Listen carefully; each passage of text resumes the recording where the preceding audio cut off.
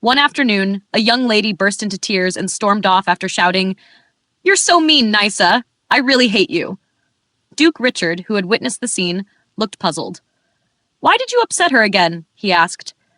Princess Nysa only smiled, pretending not to hear. "Take it easy, Nysa. It's not like you hate Lysha, so why do you always pick on her?" he pressed. "Well," she said sweetly, "my little sister looks so adorable when she cries. When I see how cute she is, I can't help but tease her a little." "That's absurd," Richard replied. "If she ends up truly hating you, don't say I didn't warn you." That was what he had told her long ago. Later, Jasmine sat on Richard's bed, wearing only his shirt, nibbling on cookies. This is good," she said. "Do you really like it that much?" Richard asked, carrying a tray with juice. "You only crave sweets when you're tired." "Well, thanks to someone, I was in the stables till dawn," she said, taking the glass from him. He chuckled. "What's so funny?" she asked with a glare. "Nothing," he replied, still smiling. "It's just that I finally understand what Nysa meant when she said she couldn't resist something cute." "You mean the crown princess? What did she say?" Jasmine asked curiously. He leaned closer, reaching toward her lap. "She said not to hold back when you see something adorable." She quickly smacked his hand away. "That's nonsense, and I told you not to touch me while I'm eating." He grinned. "Can I at least kiss you then?" "Don't even dream of it," she warned. "Just once," he teased softly, leaning closer. Her cheeks flushed. "Fine, but only this once." He kissed her, smiling. "You taste so sweet."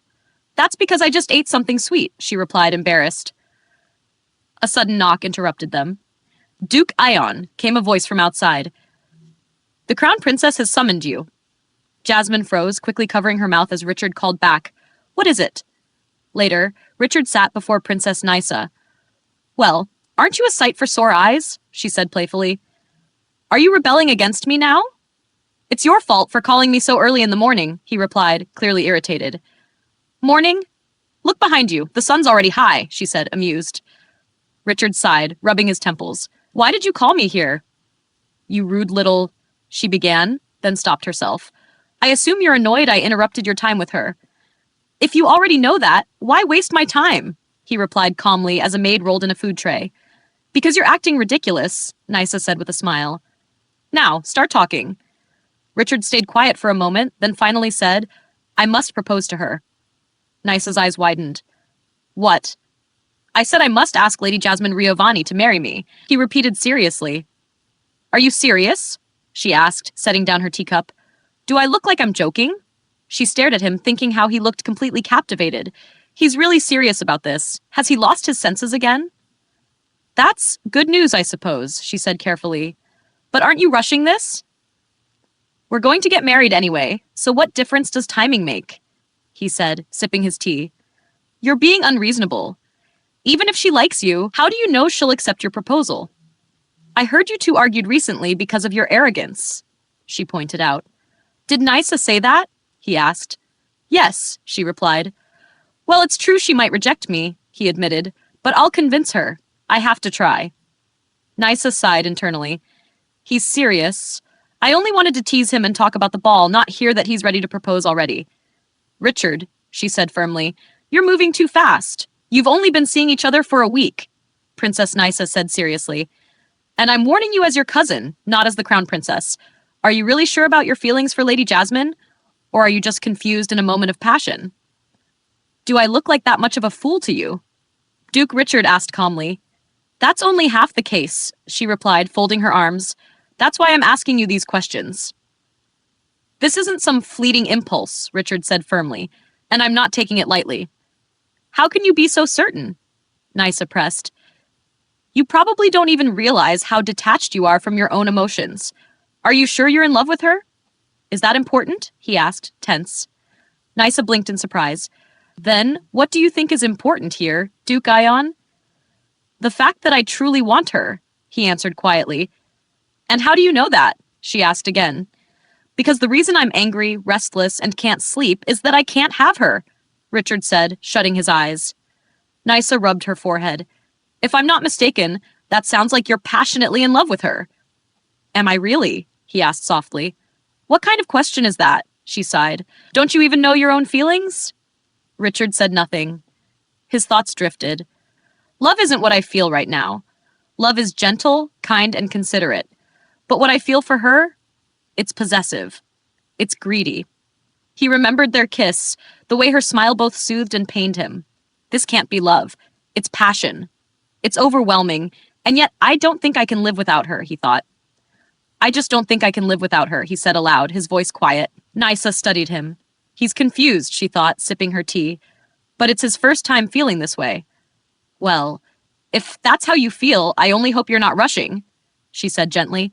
I do need Grand Duke Riovanni, but not at the cost of your safety. This isn't just about your request, he replied.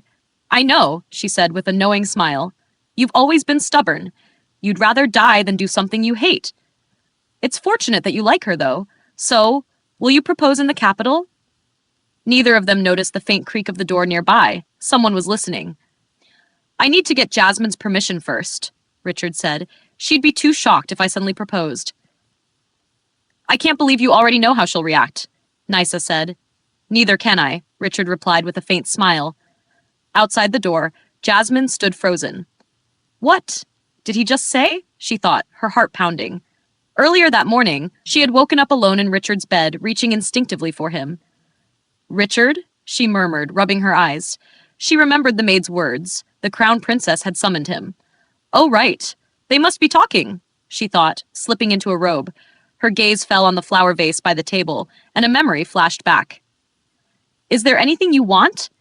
Richard had asked before leaving. I'd like a flower, she'd said. A flower? That's all? What do you mean? That's all? Receiving one makes me happy, she'd replied playfully. He had smiled then. Then I'll give you not just a flower, but bouquets.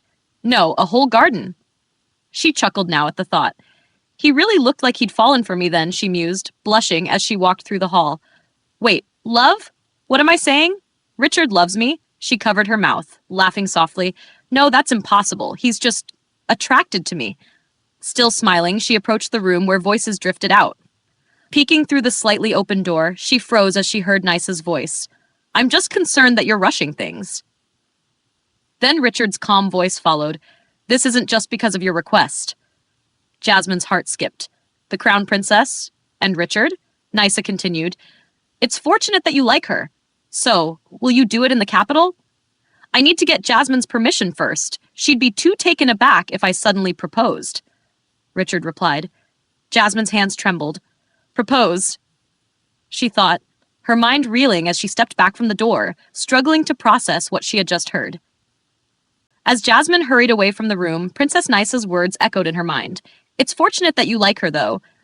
So Her Highness wanted Richard and me together. But I didn't know she made it a formal request, Jasmine thought, walking briskly back to her room. I can't believe that such a stubborn man would let someone else decide his personal affairs. Then again, maybe that's exactly why it makes sense. Nobles always have their duties. Even I understand that. But as she reached her room, a hollow ache grew inside her chest. Then why does it hurt so much? Why do I feel betrayed? She fell onto the bed, clutching the sheets. Was I being greedy? Did I expect too much? Maybe I'm just immature. Tears welled up as her thoughts tumbled. If only he'd been honest from the start, I wouldn't feel so disappointed. What do I even know about Richard? I thought I understood him, but I was wrong. You say you like me, but to what extent? And why? Is your affection as pure as mine? Probably not, she thought, curling into the blanket. He probably likes me because I look decent enough. Maybe because I'm easier to be with than that woman, Lily. Her hands trembled as she buried her face in the pillow. How pathetic. I wish I could turn back time. It would have been better not to know any of this. Just then, the door opened quietly. Jasmine? Are you still asleep? Richard's voice came, soft but uncertain. He held a bouquet of flowers. When she didn't answer, he chuckled lightly. They say beautiful women are always sleepyheads. Still no response. Jasmine lay turned away, wrapped in the sheets, pretending to sleep. I picked some flowers for you, he said gently. I hope you like them. She didn't move. I thought we shared the same feelings, she thought silently, tears soaking the pillow. How foolish of me. Later that evening, sunlight faded into orange across the curtains. Jasmine slowly sat up, dazed. A maid stood by her side, holding the bouquet. Oh dear, they've already wilted, the maid murmured. Huh? Jasmine asked softly, rubbing her eyes. Oh, you're awake, Lady Jasmine. Everyone was worried. You've been asleep all day, the maid said. All day? Jasmine thought, turning to the window. The sun was already setting. His Grace came by a few times to check on you, the maid added. Richard, Jasmine thought faintly. I'll bring a vase for these flowers, the maid said kindly. All right, Jasmine replied. I was also thinking of preparing a meal. There's no need, Jasmine cut in quietly. I don't have an appetite. The maid hesitated. Yes, my lady. Jasmine pressed a hand to her forehead. My head hurts, and I can't stop shaking. I haven't felt this way since I was a child.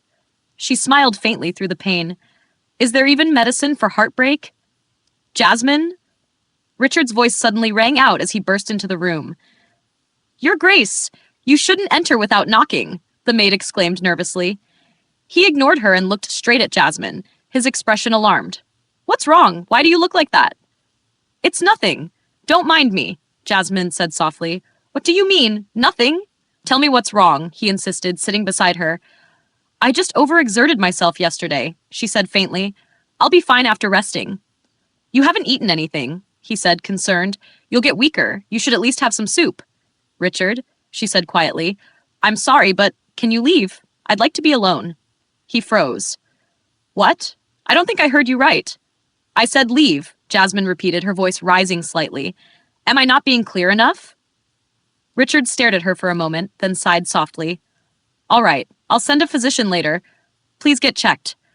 No, that won't be necessary, she said coldly. What do you mean? What if your condition worsens? That's none of your concern, Jasmine said sharply. Richard's eyes widened. What? Whether I'm sick or not, it's my body, not yours, so just go. I need rest. The room went quiet. The maid bowed her head nervously. Please, Your Grace, it's best to let Lady Jasmine rest. Richard hesitated, then quietly stood and left the room, the door closing softly behind him. That night, Jasmine stood in the quiet corridor, reading a letter from her brother, James. Open quote, To my scatterbrained sister Jasmine, the Crown Princess has contacted me, so I understand the situation. But when are you coming back? Your big brother has forgotten what you look like. Close quote. Her face brightened as she read, smiling softly. You dummy, you're so dramatic, she murmured before continuing. Open quote. If you don't reply, I'm going to come get you. So just keep that in mind. Close quote. Jasmine's eyes widened. What? He's coming here. That fool, she muttered, looking dazed. Knowing her brother, he might really do it. She decided she needed to write him back immediately. As she returned to her room, she sighed. Anyway, I guess I'm a fool too. She said quietly. Just a few hours ago, she had no appetite, but now she realized how an empty stomach could affect one's mind. Sitting at her desk, she glanced at an unfinished letter lying nearby, the one meant for Duke Richard Aeon. Open quote. Dear Duke Richard Aeon, I wasn't feeling well for several reasons today, and I said some hurtful things to you. Close quote. I'll finish this one after replying to James, she thought, dipping her pen into the ink. She began to write her reply. Open quote. Dear James, I'm quite comfortable right now, so don't worry. I'm enjoying every single day here. I'll probably be heading back soon, so greet me at home when I arrive. Close quote. After reading it over, she laughed softly. I'm quite comfortable right now? How ridiculous. I want to go home, to a place I belong. Jasmine leaned back, her hand against her face. Her thoughts drifted to when she had first come to the villa. Back then, she hadn't thought much about it. She was simply head over heels for Richard. I may be selfish, she thought, but it can't be helped. Mother said a small amount of selfishness is necessary to be happy. Her memories slipped back to her childhood. She could almost hear her mother's gentle voice. Open quote. Do you understand, Jasmine? People should be a bit selfish to be happy. You need to be happy and find peace first for the people around you to be joyful too. You must have your own leisure and happiness in order to share it. So take care of yourself first. Giving or devoting yourself unconditionally to others isn't true altruism. Close quote. Her mother smiled softly. Open quote. Do you know what altruism means? Close quote. Yes, young Jasmine had replied, stuttering with a grin. Her mother chuckled. It's okay if you don't know. Just remember this. A desire to appear perfect to someone and the fear of being hated should never be mistaken for love. The memory faded, and Jasmine rested her head on the table. I didn't understand her words back then, she thought, but I think I do now. What in the world is love anyway? Why is it so complicated, difficult, and painful? She gazed at the window, the night sky reflected in her eyes. Ugh, this is so hard.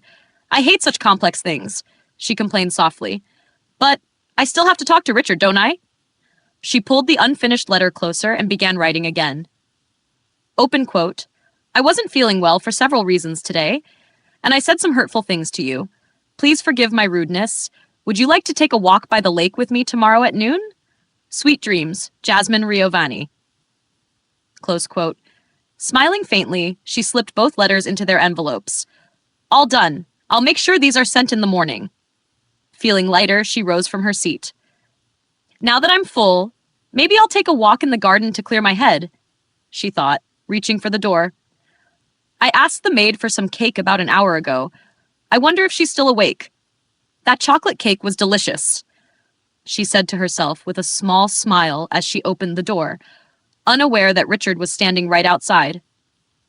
Still lost in her thoughts, she closed her eyes and smiled. Since I'm going for a stroll, I might as well ask for another slice, she murmured, then slowly opened her eyes, her gaze tracing from his shoes upward.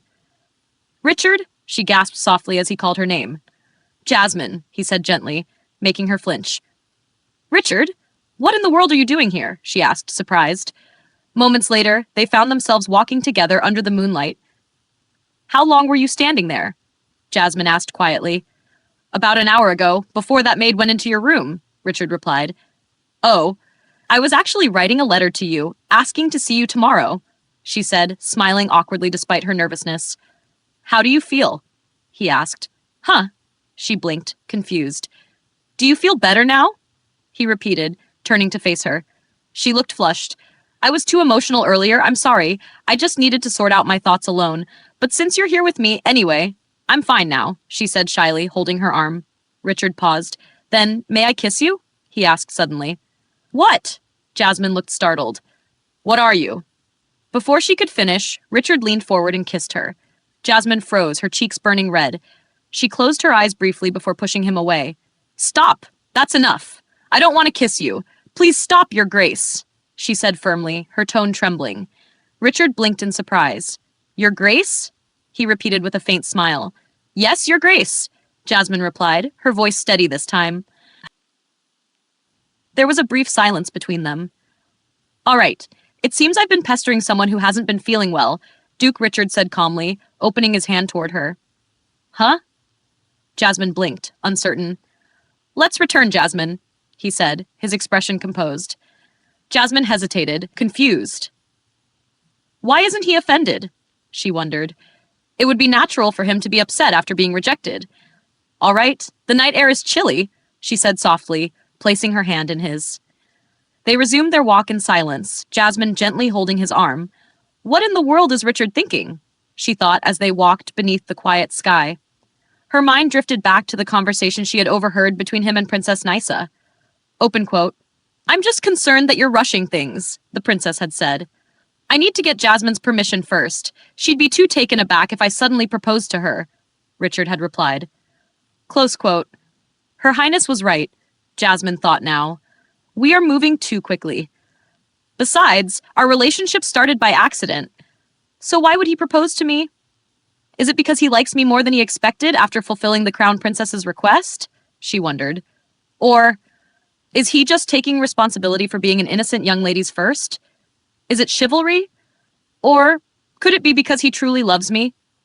Jasmine let out a small, shaky laugh at the thought. Her shoulders trembled slightly as she tried to hold it in. Richard stopped, watching her. Jasmine? Why are you laughing? Oh, it's nothing, she said, wiping away a tear with a small smile. I just had a ridiculous thought. Her expression softened. It's absurd for me to wish for that, she thought quietly. May I ask what it was? Richard asked, uncertain. Actually, it was about us, she said. Don't you find our relationship a bit peculiar? What do you mean? He asked. I mean, just a few days ago, I couldn't even imagine that we'd be holding hands like this, she said, glancing down at their joined hands. But we did more than that just now, he replied softly. That's true, she admitted, her voice faint. Richard was silent for a moment before speaking again. I feel the same way too, he said, gently holding her hand tighter. I wonder how I went all this time without ever holding your hand. He looked ahead as he continued. During the summer vacation, the lights in the greenhouse stay on late. The roses bloom beautifully there. I thought the sight might cheer you up. Jasmine?